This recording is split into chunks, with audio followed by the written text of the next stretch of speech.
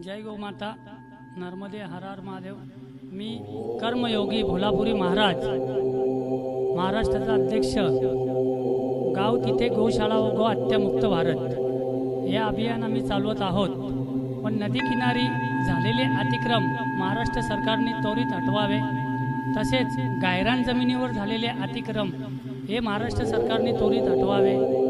वक्फ बोर्डची जागा जी अतिक्रम केलेली आहे ती हिंदू सनातनी धर्माचीच आहे, ती जागा खाली करून ती सनातनी धर्म व जे गायरान जमिनी जे आहेत त्या सुद्धा आम्हाला खाली करून महाराष्ट्र सरकारने तिथं गोशाळा निर्मिती करण्यासाठी प्राधान्य द्यावे।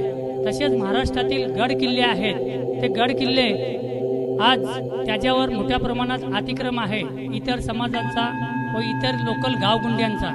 ते गावगुंडे महाराष्ट्र सरकारने त्यांचा योग्य तो बंदोबस्त करून आणि ते किल्ले छत्रपती शिवाजी महाराजांनी आपल्या एक आदर्श ठेवलेला आहे, तो आदर्श कुठेतरी आज नष्ट करण्याचे काम इतर काही समाजकंटक करत आहे, तर त्यांच्यावर योग्य ते कारवाई करून त्या गड किल्ल्यांचं संरक्षण करणे हे आमचं कर्तव्य आहे। म्हणून आम्ही सांगतो, देव देश आणि धर्मापायी गायी पायी प्राण घेतला हाती ही शिकवण आहे। म्हणून सर्वांना माझा जाहीर आव्हान आहे की हे जे चार मी ज्या मागण्या केलेल्या आहेत त्याच्यावर जातीने शासनाने लक्ष देऊन त्या मागण्या मान्य करावा।